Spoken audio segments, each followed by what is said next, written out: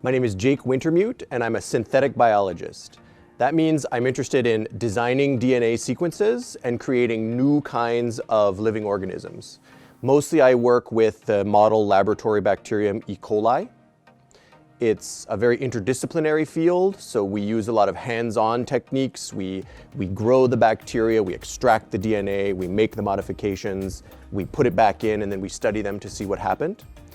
On the other hand, we use a lot of math and computation to try to predict what our interventions are going to do. So we think of DNA almost like computer code, something that we can program with.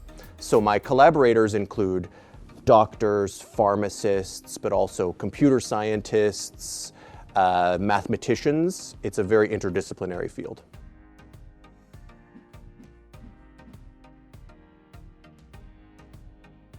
How can we discover new antibiotics? At this point, I think we can all agree that we don't like pandemics. Now, COVID was a virus, not a bacteria, but still, it's very important that we're prepared for a potential bacteria pandemic by creating lots and lots of new antibiotics. In my work, I try to engineer E. coli as a kind of safe, easy-to-use substitute for more dangerous bacteria so that we can do drug discovery in E. coli rather than, say, Mycobacterium tuberculosis. The big goal here is to make drug discovery faster and cheaper and to get more people involved in the process.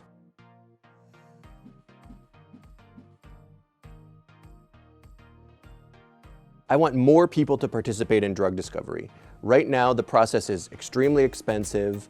Only very rich labs can contribute, and that means that often the places that are affected most can't afford to contribute. This is bad for science, and it's bad for society. When more people can participate in drug discovery, it means that the process will respond more to the real public health needs of the world. And specifically, I'm talking about low and middle income countries where there's often just a huge amount of motivation to participate in this process, but there's not the opportunity yet.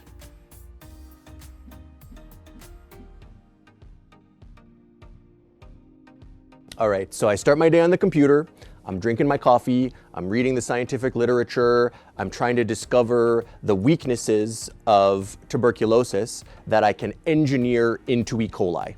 I open up my DNA sequence designing software, I design the DNA sequences that I need, they go off to a DNA sequencing company, and then they come back to me as a tiny little white powder of DNA. Then I'm in the lab. We use lots of different tricks to get this DNA into an E. coli bacterium.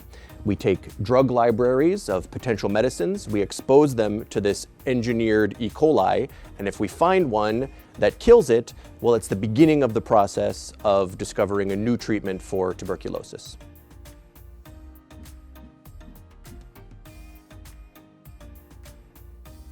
I hope that our approaches can come to influence the pharmaceutical industry in general.